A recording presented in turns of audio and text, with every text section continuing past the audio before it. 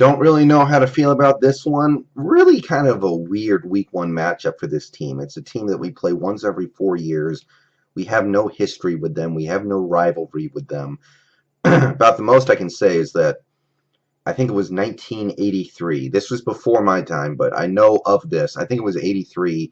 The Dolphins with Dan Marino were supposed to go to the Super Bowl, and we beat them and went to the AFC Championship game and lost to the Raiders, who I think won the Super Bowl that year. And then in 1999, we played in the playoffs in Dan Marino's last playoff win, and they beat us.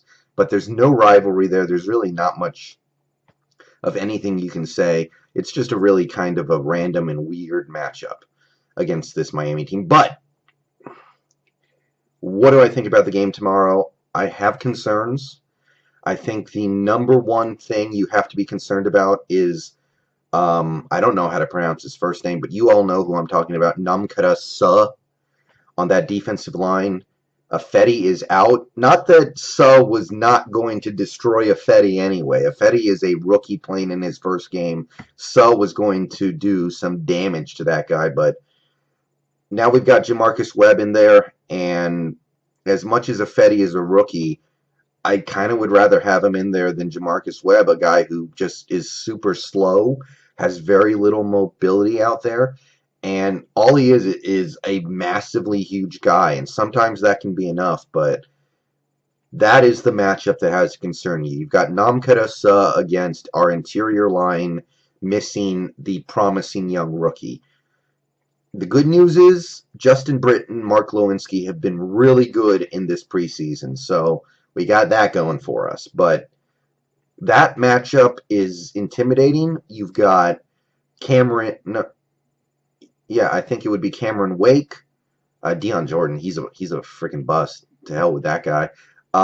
Cameron Wake on the outside against our tackles, who are suspect. It could be a bit of a day for this offensive line. We all saw the games last year where the offensive line was just atrocious. I hope it's better this year. I hope we did something this offseason where we looked at all those problems that we were having and went, this isn't right. We got to, maybe we're not going to go out and spend $50 million on some great offensive linemen, but we're going to do something, adjust our game plan so that Wilson isn't getting sacked 7 times in a game. So that has me a little concerned that it could be a low-scoring game that is, that kind of gets decided late in the fourth quarter. It's not going to be an easy game for the offense. It's not going to be a blowout. It's not going to be anything like that. It's going to be the kind of game where a couple of big plays really could swing it, and you just hope that your team is the team that's making them. But other than that, on offense, I like our skill position players' chances against a, Miami secondary that I don't know too much about those guys. I think they still have Brent Grimes, the guy with the crazy wife, but, their secondary, I think it's okay based on my recollection of where they were ranked last year. But I think we can definitely make some plays back there as long as the offensive line gives us some time. We've got 3 really dependable options at wide receiver going into this season, which is better than it was last year. And you've got Paul Richardson, who, if he stays healthy, might be that guy. Jimmy Graham is going to play at least some. We have 4 interesting running backs. A couple of them have proven themselves, a couple haven't, but it's a very interesting backfield. So, to me, the offense should be able to make some big plays. They might have a hard time going down the field 10 plays, 12 plays, long drives, but I think we can make some big plays, and that could be enough to put 24 points on the board. Our defense. Let's talk about our defense real quick and their role in tomorrow's game. Defense has not started the season great the last 2 years. You go back to last year. They really struggled in the first 2 games. Cam Chancellor got back. They had 2 better games.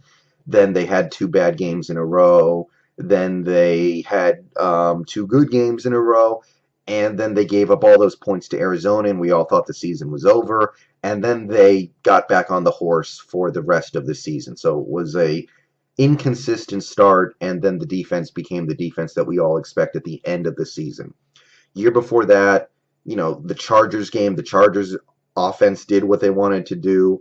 The Broncos put together a game-tying scoring drive with 50 seconds left.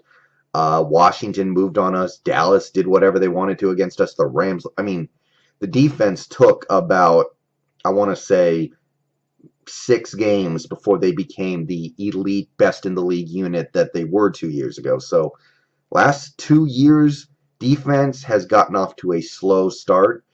And this Miami offense, the offense that I believe Adam Gase is going to try to install, is that dink and dunk, slow down, short passes, all that kind of stuff.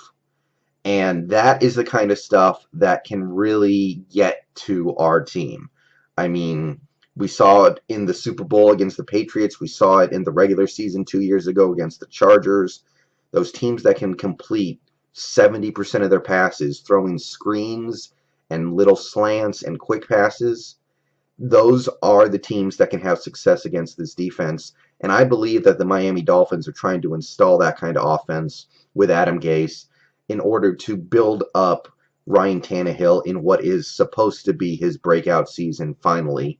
We've called it his breakout season for a few years now, but this might be the year. The good news is, I don't think these skill position players on Miami are all that much to get excited about. Jarvis Landry, I know he puts up good numbers, but I don't think he's an uber talented receiver. I think he's a guy that, you sick Richard Sherman on him, put a safety over the top, you can take him out of the game. They got a couple other decent guys over there, but I don't think their skill position players are all that talented. I think that if they're able to move the ball on us, it's going to be a scheme thing and not so much a talent thing. So I believe on a talent basis, we can get what we need to do against those guys. I don't think their offensive line is all that good, so we should be able to get some pressure on Tannehill. Basically, I just feel like our defense is going to be good in this game on a talent level. I'm just a little worried about the scheme. And I imagine they're going to have some success because of that, but hopefully it won't be enough success to win. So that's how I feel about this game right now. Question marks. Everybody's picking us. We're being picked to win in a blowout in a lot of places, which I'd like to be able to get on board with that. I can't totally do it, but it's certainly a game you should win. And then we've got some real problems coming up on the schedule against teams like the Rams with their defensive line and even the Jets with their defensive line. So this is a game you really need to win. So those are my thoughts. I think we need big plays on offense to offset the problems the offensive line are probably going to have. And the defense, I think you just basically need to give them the short stuff, make them go 15 plays down the field, and you just hope that, Ryan Tannehill's a decent quarterback, but he's not going to be perfect. He's going to make mistakes if you force him to go 15 plays per drive. So that's my thoughts. I feel good about this one, but I don't feel great. See you guys tomorrow after the game.